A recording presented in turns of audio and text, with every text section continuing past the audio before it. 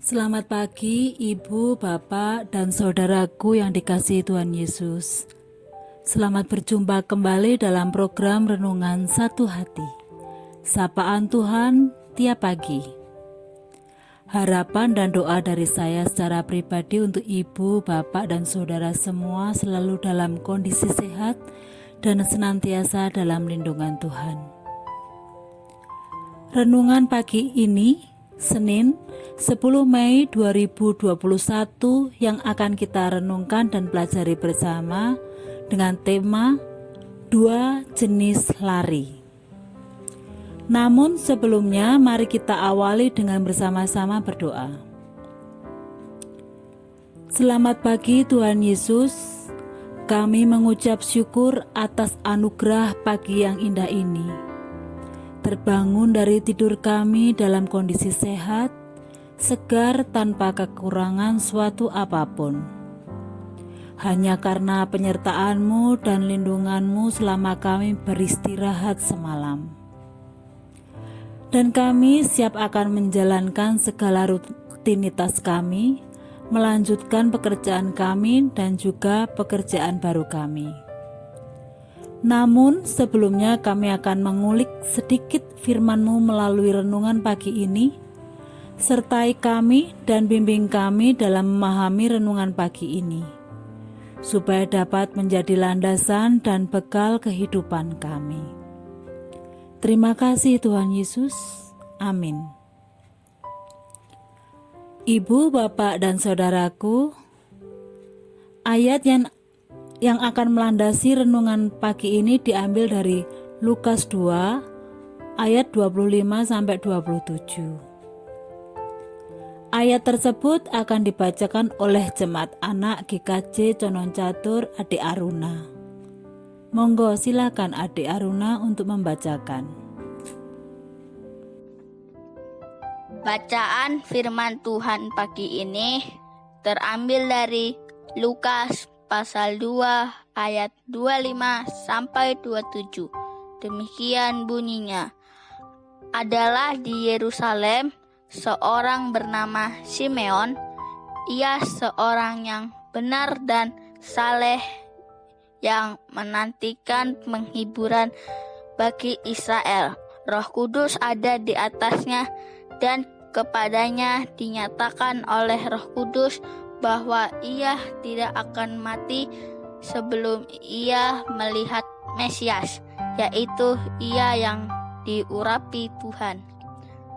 Ia datang ke Bait Allah oleh Roh Kudus ketika Yesus anak itu dibawa masuk oleh orang tuanya untuk melakukan kepadanya apa yang ditentukan hukum Taurat. Demikian firman Tuhan. Terima kasih Dek Aruna sudah membantu membacakan firman Tuhan. Ibu, Bapak, juga saudaraku, sesuai tema renungan pagi ini yaitu dua jenis lari. Kalau dilihat dari tema atau judul, wah, renungan pagi ini diajak olahraga pagi dengan berlari-lari. Jangan, kasihan Eyang Kakung sama Eyang Putri kalau harus berlari-lari. Tapi tema atau judul renungan di atas adalah kita dihadapkan dari dua pilihan. Mari kita simak bacaan firman Tuhan yang telah dibacakan oleh Adik Aruna tadi. Ketika Simeon, seorang warga usia lanjut Yahudi, mendengar bahwa Mesias telah datang ke Bait Allah, tak hayal lagi ia berlari ke Bait Allah, menyongsong dan bersaksi tentangnya. Ini tentu jenis lari yang baik.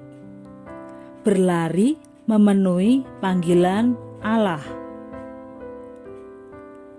Namun, ada juga lari yang buruk, yaitu lari dari kenyataan dan memilih menyerah pada keputusasaan. Yudas Iskariot adalah contoh yang nyata. Setelah ia sadar bahwa ia telah menyerahkan Yesus, ia memang mengembalikan uang 30 keping perak yang telah dia terima dari menjual Yesus. Namun, ia tidak memohon ampun kepada Tuhan. Ia malah salah memilih untuk gantung diri. Petrus pun sebenarnya pernah lari dan menyangkal Yesus berkali-kali saat Yesus akan disalibkan. Namun, ia bertobat dan menyelesaikan tugas panggilannya sampai selesai. Bahkan dikisahkan bahwa kemudian Petrus memilih disalibkan dengan kepala di bawah. Menyadari ia tak ada apa-apanya dibandingkan dengan gurunya, yaitu Tuhan Yesus. Yakub pun pernah lari dari dosa, menipu ayahnya, dan memperdaya kakaknya Esau hingga lebih dari 10 tahun hidup sebagai pelarian.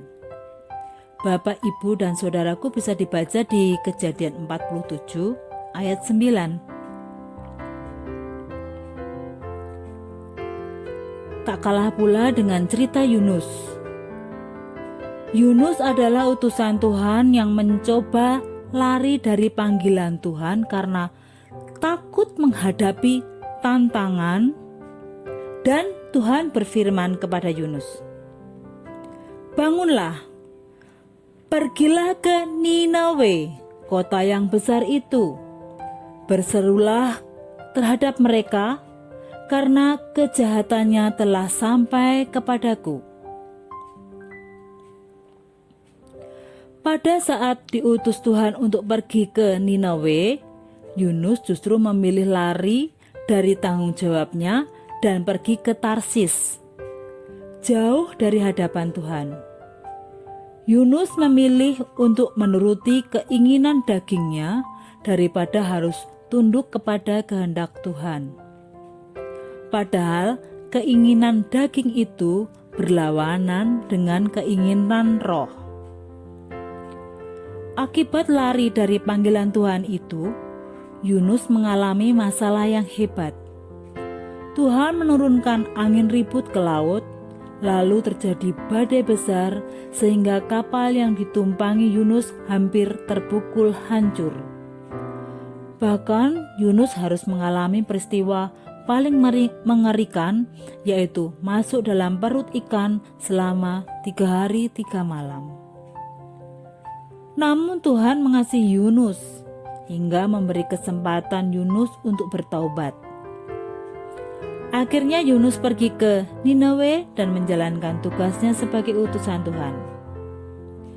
Melalui pelayanannya, orang-orang Ninawe bertobat dan seluruh kota itu diselamatkan.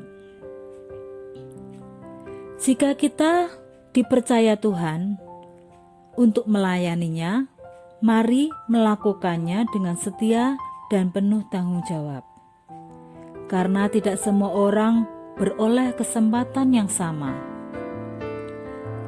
Lari dari tugas panggilan hingga tenggelam dalam dosa dan duka, atau lari menyongsong Tuhan memenuhi tugas panggilan dan kesaksian. Dua hal di atas merupakan jenis lari yang berlawanan. Dengan uraian di atas, manakah yang ingin ibu, bapak, dan saudara pilih?